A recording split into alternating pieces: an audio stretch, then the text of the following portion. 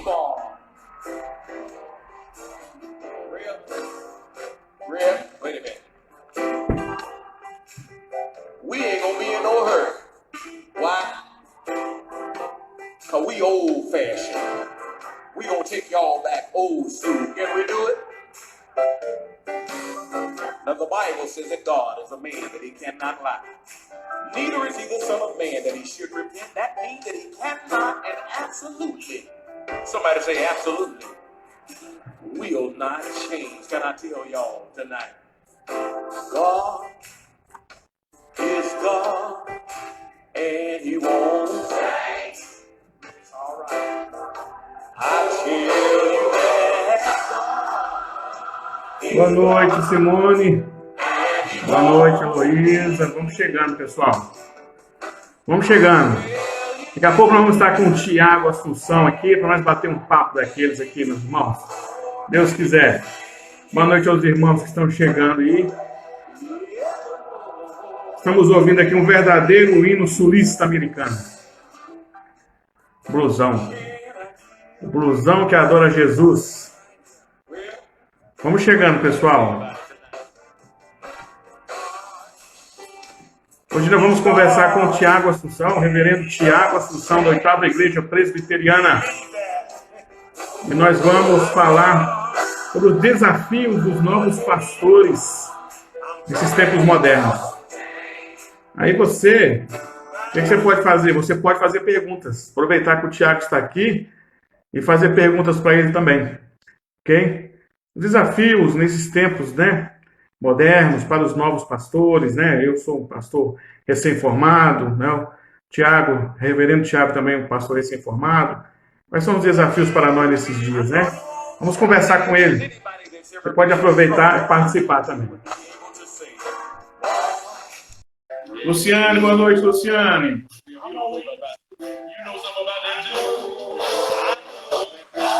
Ô, meu querido. Fala, queridão. Boa noite, paz, meu amado. Como é que você tá? Que bom te ver, cara. Você tá mais bonito. Bom te ver também. Jesus te abençoe. Bom te ver. Você também, cara. Deus abençoe. Que privilégio, Aqui. cara. Obrigado. Fala, querido. Privilégio é meu, privilégio é nosso. Feliz aniversário, viu? Ô, cara, obrigado. Valeu. Tamo junto. Feliz aniversário. Deus Passando abençoe, bem com viu? vocês aí. Amém, querido. Glória a Ô, Deus. coisa por isso. boa, rapaz. Já Como é que passou você dos tá? 18? Oi? Já passou dos 18?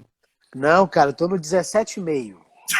Ai, meu Deus. Logo, É, logo, meu eu tô irmão, é. logo eu tô chegando perto de você aí, meu querido. Ai, meu Deus. Ah, é verdade, eu tenho mais uns 20 para acompanhar. Mas, ó, obrigado pelo convite de estar participando com vocês aí. Que Ok. seja um tempo assim de crescimento e que Jesus continue abençoando seu ministério, abençoando sua vida, Amém. abençoando seu filho, sua esposa. E eu espero Amém. poder aprender também com os irmãos, aprender com você. Você falou aí que nós somos recentes, né? Recém-formados, né? Cara, mas eu vou te falar, Recém-consagrados. cara, mas eu vou te falar um negócio. Esse ano vão completar 3 anos já. 3 anos. 3 anos. De que 3 anos que nós formamos o seminário e parece que já passaram 30 anos, cara. O negócio não é brincadeira, não, né, Tiago? De tão intenso que é o ministério, mas acima de tudo, quanto que é apaixonante, cara. Eu vou falar um negócio pra você. Apaixonante, realmente. Se no final Realmente. dessa live a gente puder, se nós pudermos passar um pouquinho para vocês aí o que a gente tem experimentado e, acima de tudo, apaixonado por Jesus, cara. Esse é o segredo. Ser apaixonado Ok. por Jesus e tamo aí com Verdade. o que você mandar, cara. Pronto, cara. Aqui, faça uma oração, então, para nós darmos início. Amém. Senhor Deus, nós te louvamos, nós te agradecemos, Pai, por esse dia. Obrigado, Senhor, pela tua graça, pela tua bondade, pela tua misericórdia, pelo teu cuidado e pelo teu amor. Oramos aqui, Deus, em especial pela vida do meu amado irmão Cícero. Oramos Meu pelo Deus, seu misericórdia, ministério, por essa igreja tão Tem linda misericórdia. que eu tive o privilégio de conhecer. Abençoe a sua Nossa, esposa, abençoe seus filhos. Oramos, Deus, pela saúde emocional deles, pela saúde meu física, Deus. guarde e proteja. Oramos, Deus, por cada membro aí da sua igreja, dessa igreja tão linda. Oramos aqui pela oitava igreja, em especial pela oitava igreja em Matozinhos, pela oitava igreja Pai, em em Belo nome de Horizonte, Jesus, Nova meu Deus. Lima, Meu Betim, Deus. Santa Luzia, mas oramos pela igreja do Senhor, Pai. E eu oro por cada vida que ao Meu entrar aqui, Deus. Deus, possa sentir um pouquinho dessa presença e dessa manifestação do Teu Espírito, Pai. Guarde os nossos Nossa, Santo corações Deus. e que possamos ser achados fiéis diante do Senhor. Em nome de Jesus. Amém. Amém. Tiago, para nós Fala, meu querido. começar, eu tive um problema aqui na minha luz aqui, ué. Não, cara, a luz de Cristo está brilhando em você, meu irmão. Vambora. Agora que eu tô vendo aqui, eu tive um problema na minha luz aqui. Ô, Cis, deixa eu só fazer um registro aqui, meu irmão. Permite? Hum. Cara, eu quero agradecer o pessoal e algumas ovelhas nossas aqui, da Oitava Matozinhos, o Danilo, o pessoal entrando aí. Nosso presbítero Carlos Joel também entrou aí. Glória a Deus, obrigado, a Nilza. Cara, foi assim, eu acabei de sair de um maná do céu aqui na minha casa, cara. Uns Uma coisa boa, hein? irmãos da nossa igreja fizeram uma carreata até a porta da minha casa agora há pouco e nós fizemos um louvorzão, um momento assim de um quebrantamento, cara. E já para introduzir o assunto aí, como é bom a gente ser acolhido e ser cuidado pelos irmãos da igreja. Isso é fundamental, Cícero, para que o nosso ministério, realmente, cara, seja honroso diante do Senhor. A gente tem que amar as ovelhas e as ovelhas cuidarem da gente. Então aqui, ó, obrigado, Cícero, pelo privilégio de agradecer aqui o pessoal que está entrando, Raquel, bênção demais. E vamos estar passando um pouquinho para você aí o que Deus tem feito conosco aqui. Amém. Tiagão, eu queria conversar com você um assunto assim, bem esclarecedor, para aqueles que estão, muitas vezes, pensando em entrar no ministério, mas não tem noção do que realmente é entrar no ministério pastoral. Eu queria ver se você lembra de quando nós estávamos no retiro espiritual, não sei se você lembra disso, de uma pregação do reverendo Valdir Cunha. O reverendo era o diretor, ele foi o diretor do seminário, e naquela ministração ali, ele bateu na gente demais, você lembra disso? Lembro. Ele quase deu uma... fazendo com que a gente quase desistisse do seminário. Exatamente. Ele fez com que a gente pensasse realmente se nós queríamos aquilo. Ele chacoalhou a gente. E agora, já no ministério, né? Você no ministério, eu acredito que uma coisa que a gente precisa entender é que tem a teoria e tem a prática. Nós aprendemos a teoria no seminário, vimos todo o contexto que eles nos deram em relação ao que seria o ministério. Mas aí eu queria ver de você, bem claro, bem verdadeiro, a teoria e a prática realmente é bem distante, relacionada ao tempo e esse contexto que nós vivemos de pós-modernismo. Você acha que a gente não pode colocar nenhuma expectativa, ainda mais que está chegando agora no ministério, é importante não colocar nenhuma expectativa do que ele vai alcançar, do que ele vai ver, porque quando ele chegar no ministério a coisa é bem diferente. O que é que você viu, pensando lá no seminário, lá no retiro e vivendo agora como pastor? Ô Cícero, vão fazer praticamente o quê? Nós tivemos 5 anos juntos, né, no seminário, com mais 3 que nós formamos. Então, há 8 anos atrás, nós estávamos no retiro. E eu lembro muito bem daquele retiro, de palavras que acabaram sendo encorajadoras para mim, particularmente. Essa abordagem que você fez aí agora, existe algumas linhas. A primeira delas é a questão do chamado, né? É muito fácil a gente dizer, levantar, eu senti o chamado de Deus. Mas eu tenho percebido, Cícero, e você sabe disso, que o chamado ele não nasce da noite para o dia, ele é um processo, né? O chamado de Deus para o sagrado ministério, ele é um processo que não nasce da noite para o dia. Então, existem etapas para que isso seja confirmado no coração de uma pessoa ou não. o que eu vejo com relação à teoria e prática, eu posso te falar assim abertamente, porque eu já tinha feito uma faculdade, uma graduação, né, em educação física, e muitas coisas a gente via muito na teoria, e na prática você falava assim, poxa, mas aonde que eu vou enfiar essa teoria na prática, né? Estou dando só uma ilustração aqui para tentar ilustrar essa sua pergunta. E no seminário, cara, você sabe disso, muitas coisas, muitas teorias são colocadas na nossa mente, no nosso currículo, né? E muitas delas você olha para a realidade e fala assim, poxa, não é bem assim. Então eu analiso o chamado nesses 3 anos de que a prática ela é fundamental. Ela é fundamental, Cícero. É fundamental. A gente tem o conhecimento bíblico, o conhecimento da palavra, e a fundo, estudar. Porque o conhecimento, Cícero, não vem do homem, o conhecimento vem de Deus. É Deus que derrama conhecimento sobre nós. Nós temos que buscar esse conhecimento. Agora, de que maneira que eu vou fazer com que esse conhecimento venha para um crescimento no meu ministério, aí é totalmente diferente. Como assim? Nós temos uma linha neopuritanismo, né? Os caras que estão lá em cima, né? Os caras os doutores da lei, teoria pura. Mas e a prática? Não tem nada. Não tem piedade com o próximo, não tem um cuidado com o próximo. E se você vai para a palavra de Deus, você vai ver os fariseus. Jesus veio batendo os fariseus justamente isso. Olha, que lindo vocês conhecerem a teoria. É lindo. Mas e a prática? Vocês estão vendo pessoas morrendo ao lado de vocês? E aí? Então, Cícero, uma coisa que eu tenho colocado muito no meu ministério, ter esse conhecimento ele é fundamental. Pastor que não tem conhecimento, cara, não vai dar o alimento necessário e vai ter ovelhas doentes. Isso é fato. Isso é fato, entendeu? Mas de que maneira que eu vou aplicar esse meu conhecimento? De uma forma prática. Então, por exemplo, uma coisa muito prática de seminário. Você vai lembrar das etapas de nós realizarmos o sermão de prova, né? A grande ideia. Lembra do reverendo Leão? Ninguém adivinhava a grande ideia. A grande ideia era só do reverendo Leão. E a gente lá, tal. Cara, só lembrando, Tiago, que o reverendo Leão foi a pessoa que fez um xaxim no braço. Você lembra disso?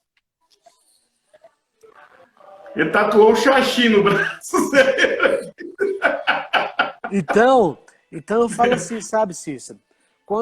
E a Oitava é uma igreja que a gente aprende muito. O pastor Jeremias é um pastor assim, é um mentor para nós, é um mestre para mim, para todos os pastores aí que caminham com ele. Então eu vejo muita diferença para você chegar num púlpito hoje e pregar a palavra do Senhor. Hoje eu prego completamente diferente do que eu fazia, entre aspas, no seminário. Então, o conhecimento ele é fundamental, mas a ferramenta, né? Que tipo de abordagem ou de praticidade eu vou conduzir no reino? Porque uma coisa eu te falo, Cícero, o Senhor não chamou nem a mim e nem a você para sermos teólogos. Ele chamou a nós para cuidarmos do seu rebanho, para nós alimentar as ovelhas do rebanho. Como nós vamos alimentar são essas ferramentas, é o conhecimento, é o aconselhamento, é a pregação do evangelho. Então a gente às vezes usa muita perfumaria e esquecemos que é o óbvio, é o simples. Eu tenho dito que o evangelho, e você sabe muito disso, tem um livro que tem esse texto, né? O cristianismo puro e simples. E de fato, o evangelho ele é simples quando ele se aplica de uma maneira correta e não trazendo grandes... porque... E você me conhece, você sabe o que eu falo, né, Cícero? Aqui pode falar, né? Pode bater? Pode. Vou bater. Pode bater. Pode Cara, bater. você sabe disso. Você me conhece há 8 anos, né? E eu tenho um carinho muito grande por você. Mas desculpa, meu irmão. Tem colegas, tem seminaristas que idolatram mais Calvino do que a Jesus. Tem gente que idolatra mais... Tem gente... Não. Tem gente que idolatra mais as institutas do que não lê a Bíblia. Passa 4 anos... Cícero, passa 4 anos no seminário estudando Berkoff, Bavinck, e não sei o quê, e para lá. Aí você pergunta pro camarada, você já leu a Bíblia? é, cara, então, desculpa, velho. Eu sou muito assim, eu vou te falar a verdade.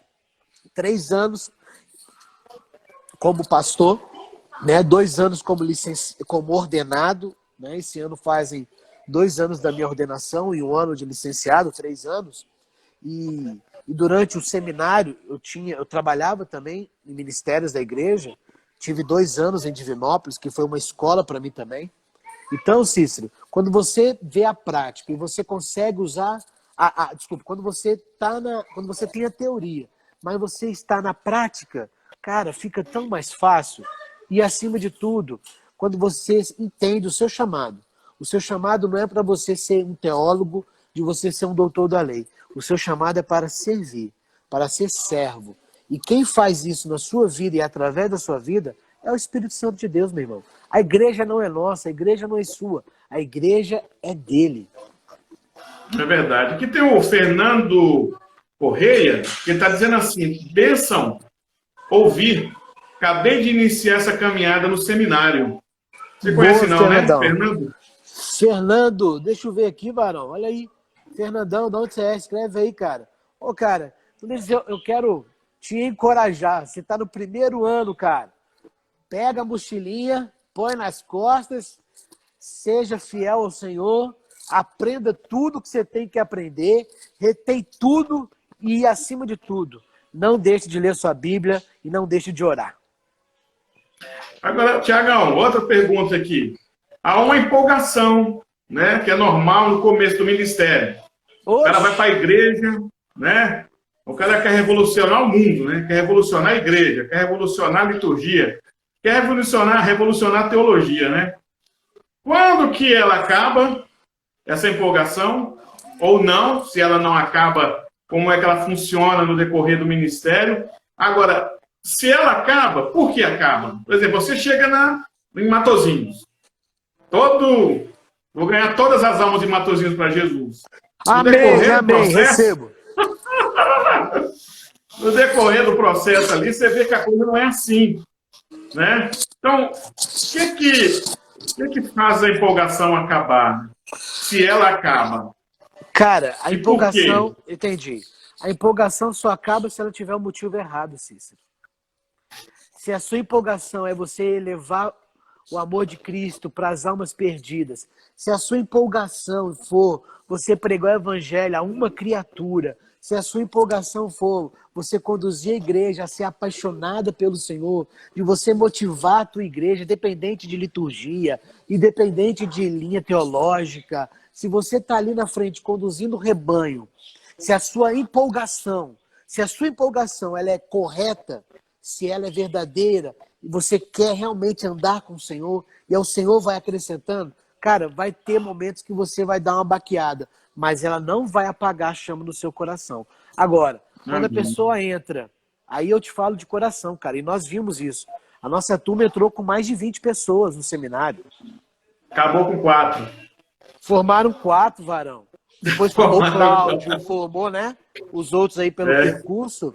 Mas, cara, a motivação é o seguinte, ela tem que ser muito bem trabalhada no coração antes de entrar no seminário, Cícero. Eu vejo que nós temos muitos jovens entrando assim com aquela empolgação, achando que o seminário é um mar de rosa e que o ministério, o cara já vai... Não, você sabe disso, cara. Tem seminarista que já acha pastor dentro do seminário, entendeu? É verdade. Já quer pregar todo domingo, quer pregar todo dia, já vem com uma retórica, aquela coisa toda. Cara, abaixa a bola, entendeu? Vamos começar do início. Ah, eu vou sair daqui e vou ganhar o bairro Diamante para Jesus. Amém, cara. Glória a Deus. Você vai ganhar se é o propósito de Deus na sua vida. Amém. Mas não é da noite pro dia.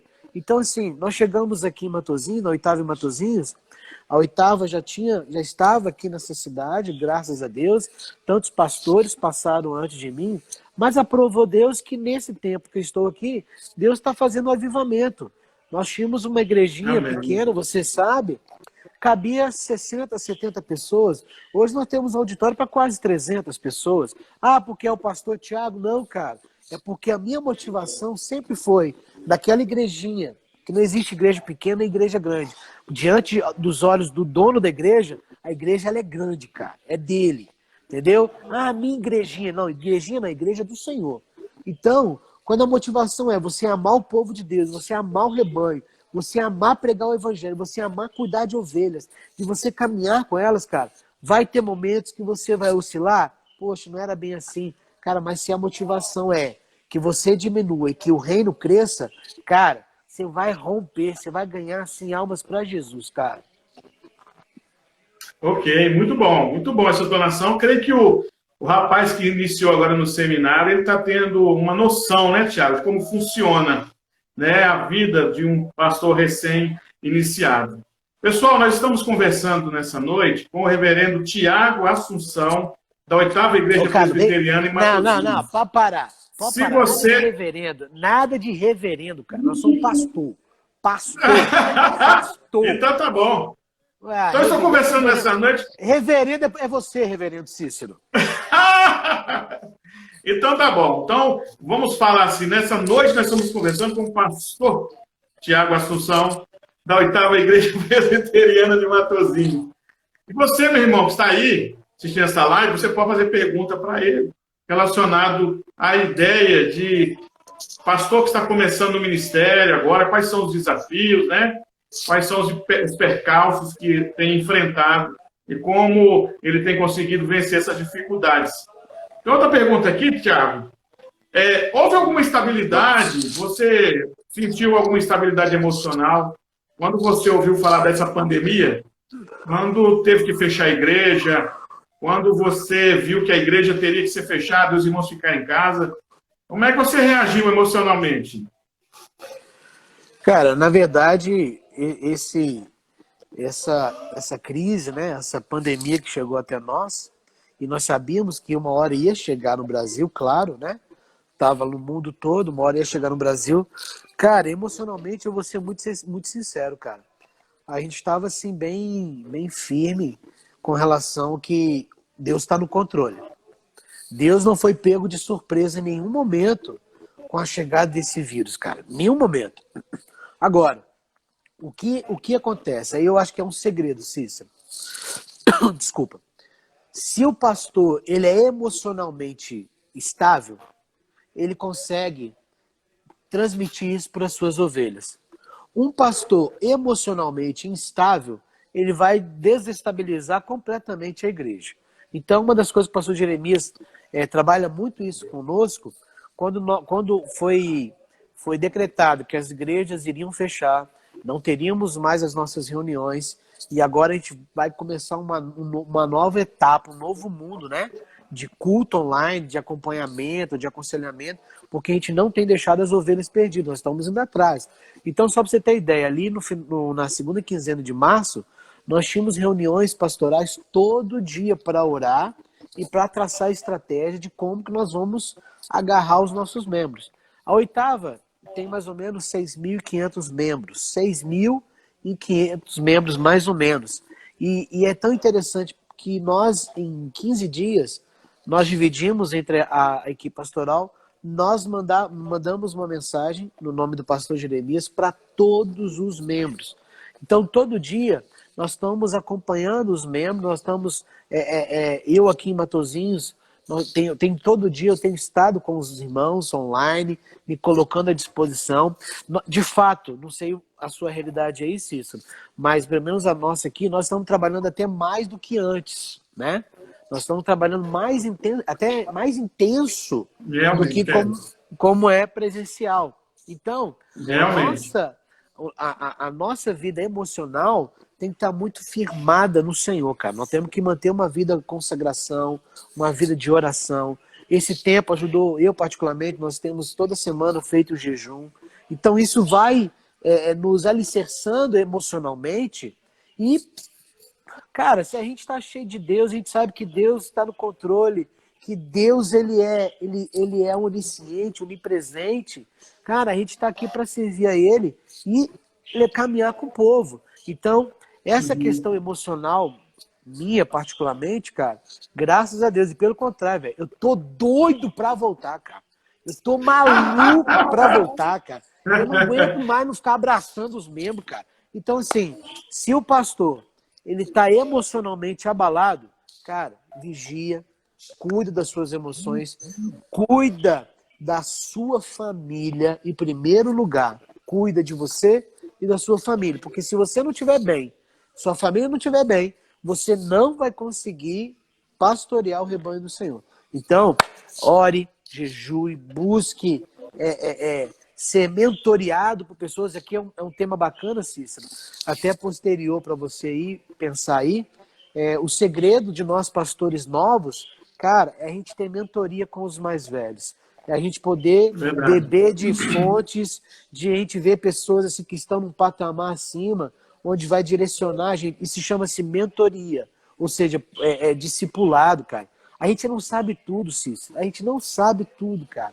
E o erro de grandes pastores que são recém-formados do seminário, é eles acharem que já tem um título de reverendo e que eles já sabem tudo e não precisa aprender mais nada.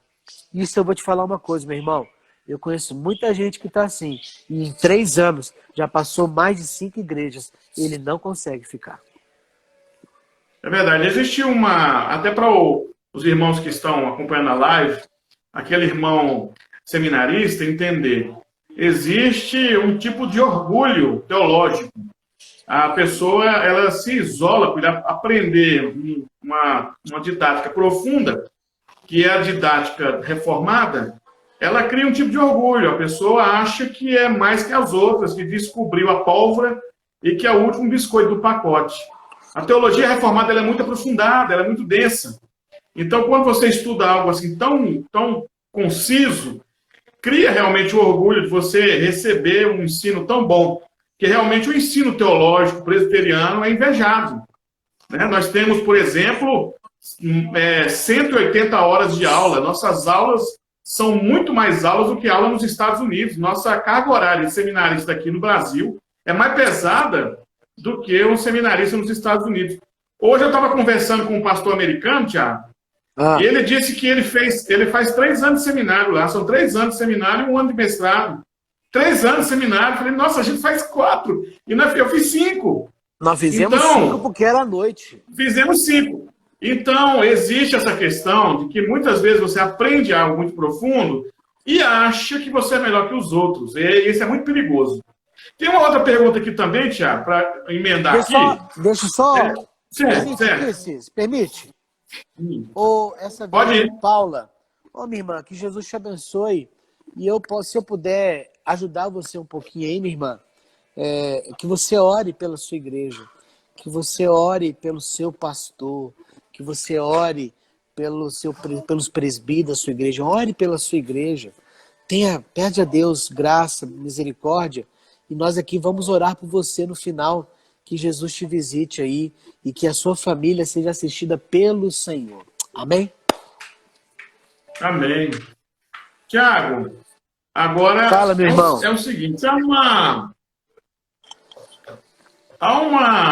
um ponto de, vamos dizer assim, que eu chamo de, vou falar com o Dória que fala, ponto de Arquimedes no ministério, né? O foco.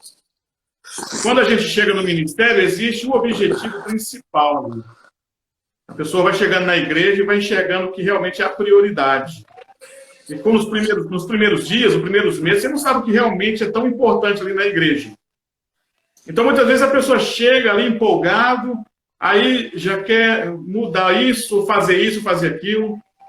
Nesse tempo que você está aí no Batozinhos, você já consegue enxergar o que é prioridade, o que realmente interessa para o povo, o que realmente interessa para Jesus, ou você ainda não tem ainda uma base definida, um foco ainda aplicado aí na sua igreja? Cara, é interessante quando você... Isso é de uma forma que você vai encontrar em muitos planejamentos, né? Se você chega num ambiente novo e se você quiser mudar da noite pro dia tudo, cara, você não vai conseguir mudar nada. Não vai. Então, eu vejo assim, quando eu falei anteriormente para você que a gente sai do seminário e se a gente sai sabendo que a gente não sabe nada, na verdade a gente não sabe nada, nós vamos começar a aprender o nosso ministério, eu ouvi isso, cara. Eu tive o privilégio, olha só, de ouvir isso dentro do meu carro, dirigindo com o reverendo Hernande Dias Lopes, cara. Ele veio para uma conferência aqui no Oitava e eu fui buscá-lo no aeroporto e conversando com ele, né? A gente sabe que o reverendo Hernandes é um cara assim, é um homem de Deus, assim, é um príncipe, né? Entre os nossos pastores Aham. tops do Brasil. E eu fiz uma pergunta para ele, cara, ano passado isso. Falei, pastor, a gente estava falando sobre seminário, sobre o conhecimento teológico de novos pastores. E a gente conversando ali, cara, ele falou uma frase que marcou a minha vida e marcou o meu ministério. Ele falou assim, meu príncipe, aprenda uma coisa. Até hoje eu não sei nada. Até hoje eu não aprendi tudo. Então não deixa ou não perca a humildade em querer reconhecer os erros, em querer aprender e querer melhorar. Quando eu cheguei em Matosinhos, Cícero, há 3 anos atrás, foi algo sobrenatural. Aí é uma coisa ministerial que cada um tem diante do Senhor. Em primeiro lugar, cara, eu amei essa igreja. Eu amei as pessoas que estavam aqui e continuam aqui. E eu percebi, cara, que muitas coisas que eu queria fazer naquele momento de mudar não dependia de mim, cara. Não dependia das minhas mãos ou das minhas estratégias. Dependia unicamente da ação do Espírito Santo. Tem coisas na vida, no ministério e na liderança, que é Deus que vai realizar. A gente tem que estar muito atento a isso. Porque se a gente chega e querer já fazer tudo, cara, a nossa igreja aqui, Cícero, você lembra das fotos, você lembra? Havia anos que estava a igreja assim, precisando de uma reforma, precisando de uma coisa assim, uma mudança, uma revitalização, né? E quando eu vim para cá, Deus colocou isso no meu coração. Deus colocou no meu coração, olha, vai ser, eu vou fazer. Então a gente vai o quê? Alimentando os irmãos. A primeira coisa, olha, gente, independente de construir, de derrubar, de pintar, a gente vai aqui servir ao Senhor com alegria. Servir ao Senhor, conhecer a palavra de Deus, caminhar, discipulado. Então, essas ações, o Senhor vai se agradando, o Senhor vai acrescentando. E nós estamos chegando à reta final da nossa obra, e todo mundo aqui, a cidade inteira reconhece. Foi algo sobrenatural, Cícero. Quem que faz isso? Sou eu? Não, não sou eu. É o conselho? O conselho pensou, o conselho, né, investiu, o conselho falou, não, vamos lá, demorou 10 anos, agora a gente vai. Mas a questão é o Senhor, cara. Então é o Senhor quem coloca, é o Senhor quem tira, é o Senhor quem faz todas as coisas. A gente tem que ter a humildade de entender que não é por méritos nossos, ou porque a Oitava em Matosinhos, ou a Presbiteriana do Diamante se tornou por causa do pastor Cid. Não, cara, é por causa do Senhor, velho. Porque se amanhã eu sair daqui, você sai daí, a igreja do Senhor vai continuar. Outros vão vir, mas o rebanho está fortalecido, o rebanho está conduzido, o rebanho está alimentado e o Senhor acrescenta. Amém. Uma outra coisa aqui, meu irmão, e é interessante, né, falar sobre isso, o quanto a identidade reformada tem sido importante no seu ministério. Sabendo que quando a gente se torna pastor de uma igreja, nós sabemos que muitas vezes no nosso contexto existem outras igrejas com teologias, com suas crendices, com suas formas de interpretar a palavra. E nós estamos ali naquele trabalho, naquela igreja ali, para trazer identidade reformada, que é exatamente um ponto de referencial da igreja presbiteriana. O quanto que a identidade reformada, o quanto que a identidade calvinista tem contribuído para o ministério. Já que no seminário nós escutamos muito isso, né, que o calvinismo realmente traz uma diferença na igreja, na pregação, no cuidado, né? A teologia reformada é muito mais preocupada com a pureza da pregação. Quanto isso tem ajudado aí no ministério? Cara, a questão é a seguinte, nós cremos e defendemos a teologia reformada, né? Nós cremos na soberania do Senhor, nós cremos na graça, nós, na depravação, nós cremos nisso tudo, Cícero. Mas o que eu tento pegar dessa teologia reformada é não ela como um carro-chefe no meu ministério. O carro-chefe do meu ministério é Cristo. O carro-chefe do meu ministério é a palavra do Senhor. E em cima da nossa teologia reformada, e em cima da teologia bíblica, cara, e você trazer isso para uma praticidade é o segredo da questão. Porque, igual eu te falei, não adianta o cara bater no peito e dizer assim, não, eu sou calvinista. Eu amo a teologia da reforma, mas o coração dele não é quebrantado, a vida dele não é transformada, ele continua um vagabundo, mentiroso, sem vergonha, ele não dá dízimo para a igreja, ele bate na mulher. Então, cara, então não vem usar. E você sabe muito bem disso, cara. Tem muitas pessoas que pegam a teologia reformada e escondem atrás dela. Ou seja, que teologia reformada é essa que não muda o caráter de um miserável? Entendeu? Então, a teologia, nós ouvimos, você falou aí do seminário, nós ouvimos muito isso no seminário, né, Cícero? A cosmovisão, né? Ou seja, como que eu vejo, como que eu enxergo esse meu ambiente, né? De uma forma prática, de uma forma que eu coloque isso, enxergue isso dentro da palavra do Senhor. Então, por exemplo, muita gente fala assim, a teologia reformada eu não consigo entender por causa da predestinação. Cara, predestinação é um detalhe da teologia reformada. É um detalhe.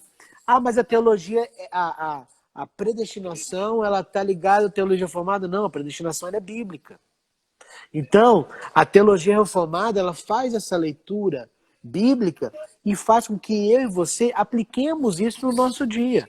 Não com um discurso teológico, teórico, mas um discurso teórico que faz com que você saia de um culto reformado e consiga viver de uma forma prática, dando fruto, uma forma de graça, uma forma de amar uns aos outros. Então, quando eu vejo a teologia reformada hoje, Cícero, depois de 3 anos que nós estudamos, 5 anos ela, eu vejo hoje uma forma mais prática, cara, ela é uma ferramenta que separa o joio do trigo, sem sombra de dúvida. Mas também dizer que os reformados vão para o céu e os não reformados estão errados, aí já é uma outra discussão que eu acho que não cabe, sabe, essa briga entre os neopuritanismos, né? Os neocalvinistas, cara, eu não entro nessa discussão, sabe por quê, Cis? Porque ela é fútil, cara. Ela é um embate. E um dia eu escrevi isso aqui e deu pano pra manga, cara. Deu pano pra manga. Eu escrevi um negócio assim, para de entrar no Instagram, no Facebook, de ir nas redes sociais e ficar batendo em teologia arminiana, em teologia calvinista. Cara, enquanto você está aí discutindo teologia, o seu vizinho está morrendo e indo para o inferno. Você vai fazer o que com isso? Entendeu? Então vamos parar de discutir teologia, vamos para a prática, cara. Vamos amar as pessoas, vamos servir as pessoas, vamos ensinar as pessoas a conhecer a verdade. Como Paulo diz, na verdade vos libertará. Jesus disse isso, né? E a verdade, conhecereis a verdade vos libertará. Quem é a verdade? É Calvino? Não, cara. Calvino foi um homem iluminado pelo Senhor. Como Lutero foi um homem iluminado pelo Senhor. Como John Wesley foi iluminado pelo Senhor. George Whitefield foi um homem iluminado pelo Senhor. Cícero Frazão, um homem iluminado pelo Senhor. Glória a Deus. Amém. Tiago Assunção, homem iluminado pelo Senhor. Cara, eu quero ser apaixonado por Jesus, cara. Eu quero ser apaixonado. Você sabe disso, eu nunca fui teólogo, cara. Você era o crânio da sala, você é o crânio. Você, Cláudio, Rondinelli, cara. Somos nada. Eu amo vocês, cara, mas eu vejo que o chamado de Deus no meu coração é o chamado de André. Depois você lê lá em André, cara. Lê lá como é que André era discípulo de Jesus. Cara, André estava no meio da galera. André, quem tem uma pergunta? Uma pergunta teológica aí, reverendo.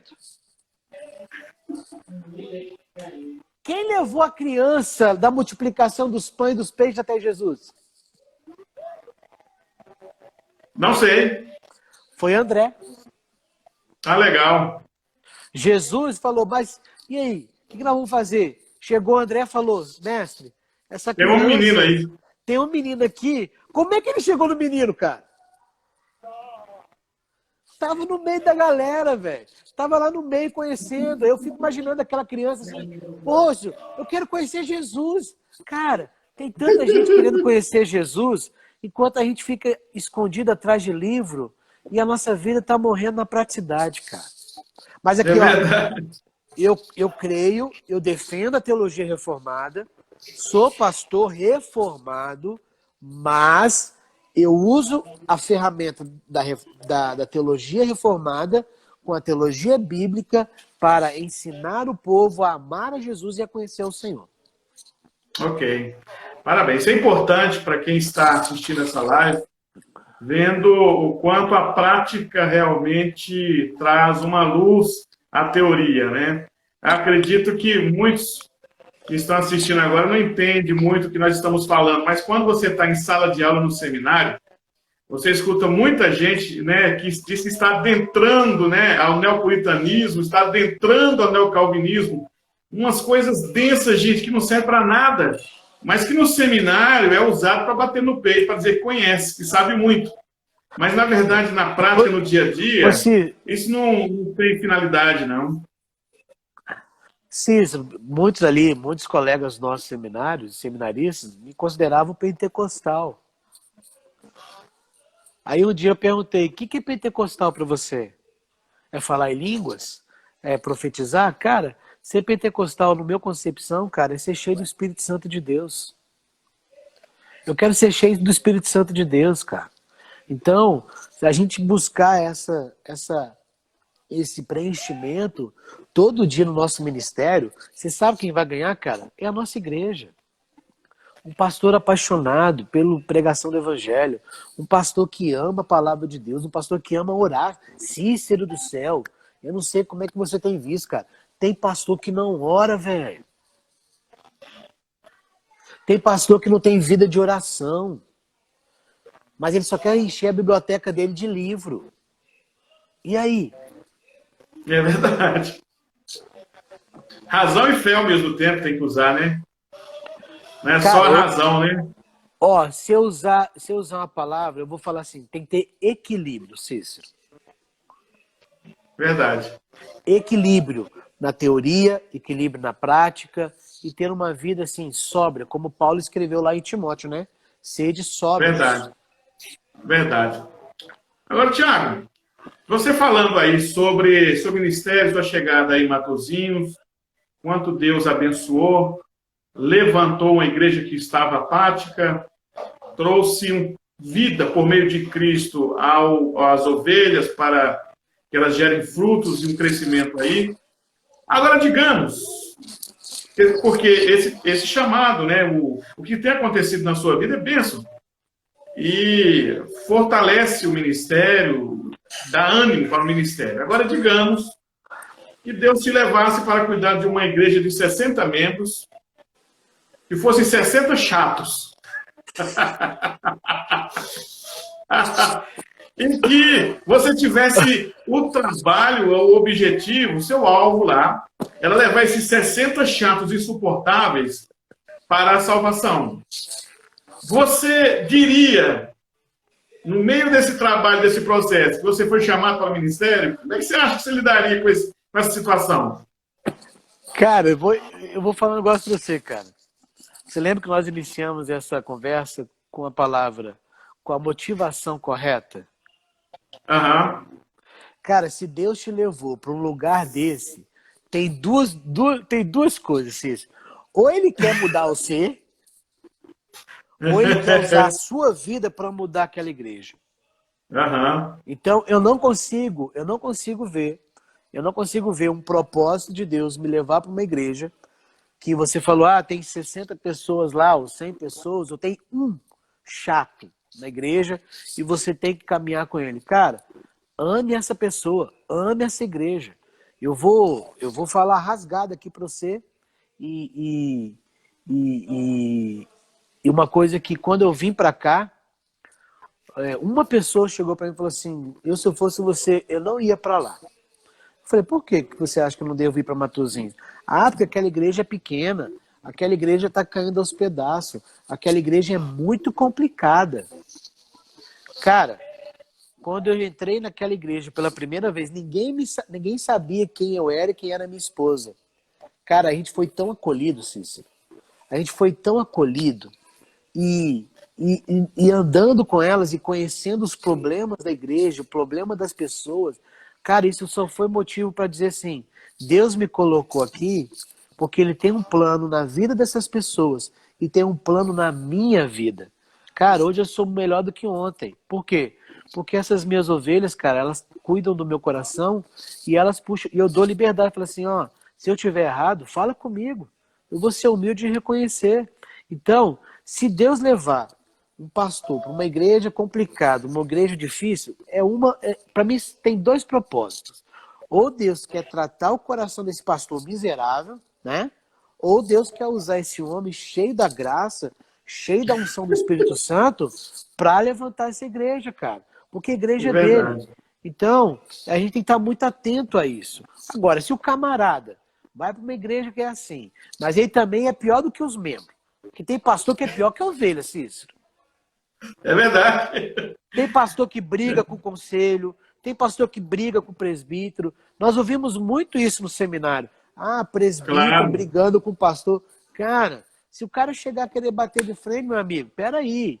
Então, assim, tem que ter equilíbrio, tem que ter discernimento, tem que ter sabedoria. E volta a dizer, cara, olhando para você aqui, ó, presta atenção que eu vou dizer. Se você não ama pastorear, sai fora. Exatamente. E é esse detalhe, Tiago, que muitos seminaristas, ou quem quer adentrar no ministério, deve pensar. Você falou aí, né, em relação ao chamado. Você não sabe o que você vai enfrentar. Você está frequentando o seminário, você está lidando ali com livros, didática, ensino, teoria, grandes teólogos, né, argumentos, narrativas e tal. Mas se seu caráter, se seu emocional, principalmente a vida piedosa e espiritual, não estiver preparado, você não aguenta nenhum ministério, nenhuma igreja. Porque muitas vezes você é levado para um lugar para ser moldado e não moldar o lugar. Muitas vezes você é levado para um lugar para que seu caráter seja transformado. Aconteceu isso na Bíblia, com muitos homens de Deus, né? E acontece hoje, né? E tem acontecido, vai sempre acontecer. Nós estamos lidando com o rebanho de Deus, o rebanho é nosso. Cara, o rebanho de Cristo, né? Isso que você estava falando, permite, Cícero? Claro! Cara, você estava falando isso aí, eu lembrei de Moisés. Olha que interessante, Cícero. Moisés era um homem hebreu, certo? Foi levantado... Tá ouvindo aí, Cícero? Estou ouvindo. Hebreu, Moisés o hebreu.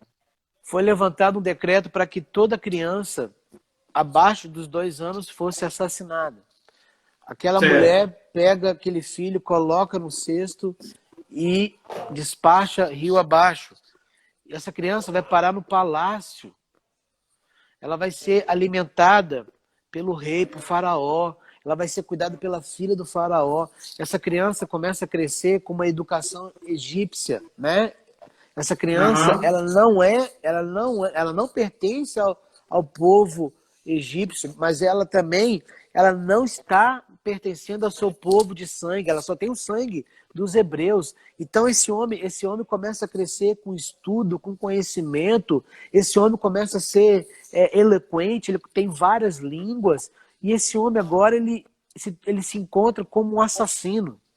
Moisés, ele foge do palácio porque ele matou uma pessoa e ele vive mais de 40 anos no deserto fugindo, até que encontra o seu sogro, né?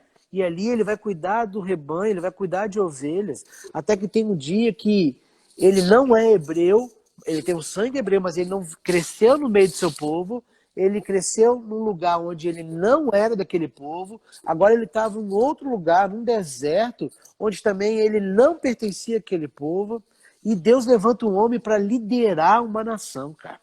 Deus levanta um homem para liderar o seu resgatador do povo de Deus, do cativeiro, de sair do Egito para levar para a terra prometida. E quando você olha Moisés, o que Moisés fala? Senhor, eu não sei falar. Como é que Moisés não sabe falar? Como é que Moisés, sendo que Moisés cresceu no palácio, Moisés era considerado um príncipe, cara. E diante de Deus ele fala, eu não consigo, eu não sei falar. Então Moisés, ele é cheio da presença de Deus. Moisés, ele vai até Faraó, a gente sabe tudo o desfecho da história. E Moisés conduz o povo, né, ao retorno de tirar o povo do Egito e caminhar pelo deserto. Aí você fala, não, Moisés foi um grande líder. Cara, mas Moisés foi quebrantado por Deus nesse período todo. Moisés foi moldado por Deus, cara. Moisés foi moldado, foi lapidado o seu caráter, a sua vida, a sua liderança. Então, quando um pastor sai de um seminário, ele tem que entender o seguinte, cara, fechei um ciclo, agora eu vou começar um novo ciclo. Eu não sei nada. Cara, o livro dele de Berkoff, ele não vai levar o livro de Berkoff ou as Institutas de Calvino para um enterro de um irmão te ligar meia-noite e falou, pastor, meu filho morreu. Que é a palavra que ele vai levar? Vai ser palavra de Calvino? Vai ser palavra de Berkoff? Não, cara, ele tem que levar a palavra de Deus. E aí? Me diga. Então, quando um cara pega um desafio desse, e outra, Cícero, se tem seminarista que sai do seminário achando que já vai ser rico e que vai ser pastor de multidão, cara, a motivação já começou errada. Agora, se ele sai do seminário com a chama, com a sarça ardente, vamos usar aí, né? A palavra de Moisés, se o coração dele está queimando pelo Senhor, cara, ele vai andar no deserto, mas ele vai colher no deserto. Ele vai andar no mar, entre as ondas, ele vai andar sobre as águas, mas ele vai colher. Por quê? Porque ele está entendendo que o chamado de Deus é para conduzir o rebanho do Senhor. Vai ter chato, vai ter extrovertido. Cara, a gente tem que aprender a lidar com o ser humano. É muito fácil a gente lidar com um livro. Deus nos ensina e molda a gente a lidarmos com seres humanos, a lidares com irmãos. Então isso é fundamental, Cícero. Agora, muito bom, Tiago. Agora, nós estamos quase dando horário aqui. Eu queria que você... Pô, já, cara? Que é isso, velho? Felizmente aqui o Instagram ele tem o tempo dele aqui, mas eu queria que você falasse para quem está nos acompanhando nessa live aqui, muitos irmãos, que Deus abençoe os irmãos. Tiago, não só o processo na igreja que é um processo de moldar o pastor, mas eu acredito também no seminário. No seminário já está existindo, ou a pessoa já está vivendo o processo de aprimoramento, vamos dizer assim, que o Senhor está lapidando, a pessoa está entrando no esmeril do Senhor. Eu estou dizendo isso, Tiago, porque nós convivemos juntos e nós vimos o que Tiago Torres, por exemplo, perdeu a empresa. Você, sua menina, deu uma enfermidade, já foi leucemia, né? Foi leucemia. Leucemia. A minha esposa, eu fiquei 1 ano e meio com minha esposa com depressão pós-parto, e meu menino nasceu com lábio leporino, eu no seminário. Foi, eu né? lembro disso. Então, nós tivemos o Luciano, o pai dele morreu de câncer, no seminário, e nós vimos muitos irmãos desistindo, largando o seminário, a coisa começou a apertar.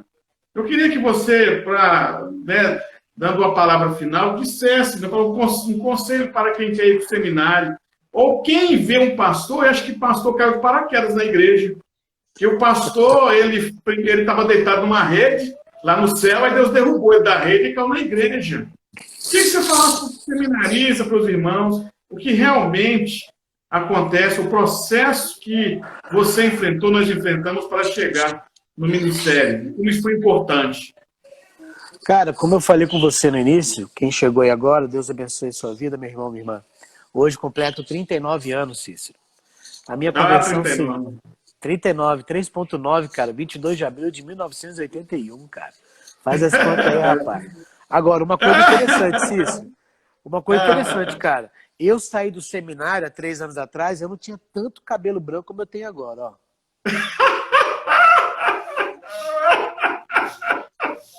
Vai, bobo! Vai, bobo!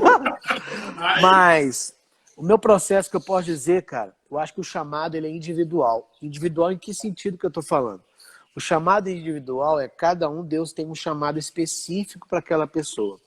O meu chamado ele é diferente do chamado seu aí, Cícero, como é de várias outras pessoas. Então, o meu chamado, cara, não veio da noite pro dia. Não caiu de paraquedas. Ah, eu estou no culto, senti o desejo, eu quero ser pastor. Não, não foi assim. Então, a minha conversão se deu no final de 1999 para 2000. E essa caminhada, sempre aquilo estava queimando no meu coração.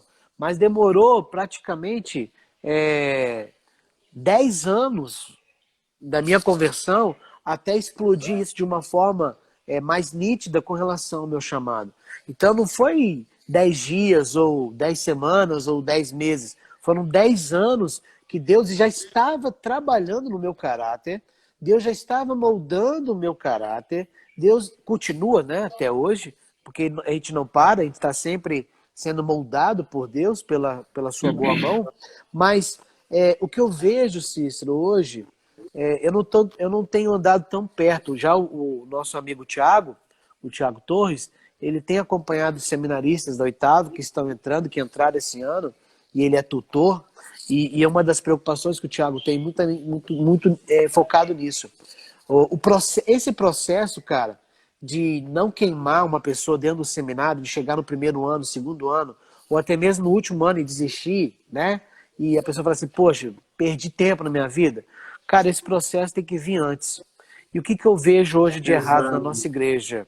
A gente pega um camarada que caiu de paraquedas na igreja, né? Vamos supor aí, chegou um jovem na sua igreja, no Igreja Presbiteriana Diamante, e não, pastor, eu quero ser pastor, eu quero ser missionário, eu quero fazer seminário. Aí você automaticamente não conhece o camarada, dá a ele um cargo de liderança, joga ele dentro do seminário sem estrutura nenhuma, não tem estrutura espiritual, não tem estrutura familiar, não tem estrutura emocional, e o cara vai fazer o quê? Cara, se ele conseguir sair do seminário pastor, ele vai ser um pastor picareta, vagabundo. Desculpa o termo, mas é verdade. Entendeu? Aí, pastor, mas acontece muito escândalo. Por quê? Porque o cara não passou pelo crivo, o cara não passou, foi tudo indo muito fácil, foi acontecendo. Então eu acho que esse processo, antes da entrada do seminário, você sabe o que tem que fazer, cara? Somos nós, pastores. Falar, meu amigo, se realmente Deus tem um chamado para a sua vida, vai acontecer, mas agora você está cru. Vem comigo, vamos caminhar junto, eu quero te provar no fogo. Aí você vai conhecendo, moldando o caráter, você vai conhecendo a pessoa, você conhece o caráter daquela pessoa, sabe? A índole dela. E Deus vai mostrando claramente. Um dos requisitos da nossa Constituição é essa. Se o cara tem um chamado ao sagrado ministério, a igreja reconhecerá isso, né, Cícero? A igreja reconhece. Agora, se a igreja não reconhece, o pastor não reconhece e o cara me para no seminário, o que você acha que vai acontecer, Cícero? E outra coisa, você falou aí da sua esposa, nós acompanhamos ali o estado dela de depressão, eu tive com a Isabela a leucemia, o pastor Tiago Torres também, cara, perdeu o emprego, foi aquela loucura, casou no meio de seminário, né? O Luciano também teve que abandonar algumas matérias, não formou conosco por causa do processo todo de doença do pai dele, da empresa que ele teve que assumir e tal. Então, mas olhando tudo, cara, se você fazer uma retrospectiva de 3 anos atrás, Cícero, eu vejo, meu coração se alegra. É aí que meu ministério floresce. Por quê? Realmente foi Deus que me chamou. Foi Deus que te chamou. Porque no meio dessas provações todas, cara, Deus não permitiu que a gente desistisse.